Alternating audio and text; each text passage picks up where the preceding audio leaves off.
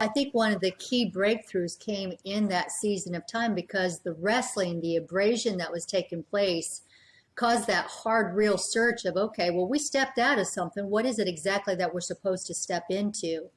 And I remember during that season, as he was going through a lot of shifts in his heart and in his mind, for me, it was a little bit easier.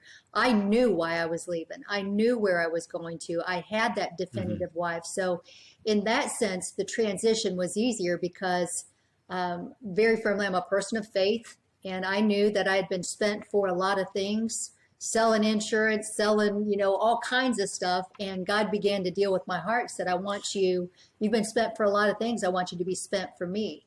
Well, that gave me a tunnel vision. It gave me a direction. And I think that in life transitions, the clearer the vision of where you're going to, the easier it becomes.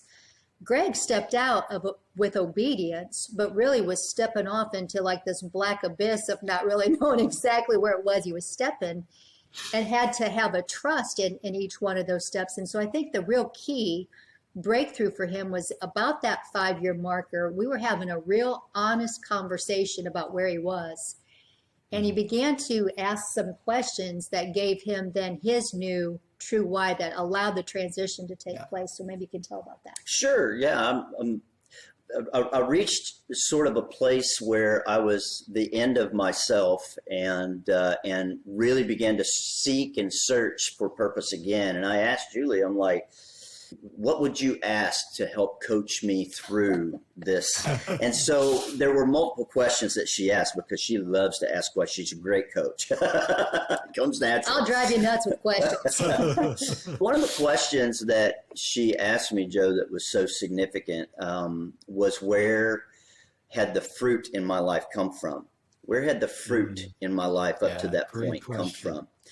And it's such a powerful question when you're seeking direction and you're seeking purpose, because it begins to point us back to sort of our natural inclinations, the things that have served us well over our life. And although it had manifested itself in a lot of different ways and a lot of different arenas, really what it boiled down to was leadership.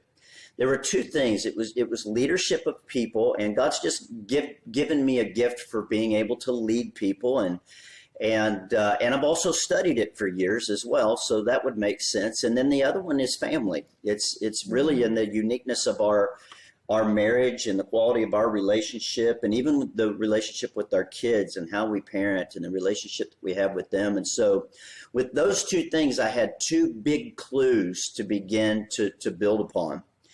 And as I began to apply myself, became successful in the corporate world, doing corporate speaking and keynotes, a lot of corporate coaching gigs and so on and so forth. And then I began to feel yet another tug at my heart for another transition. Hey, thanks for joining me today on Titans of Transition. I hope you enjoyed the episode. Please check the show notes for additional information. Also, please like and subscribe to this channel.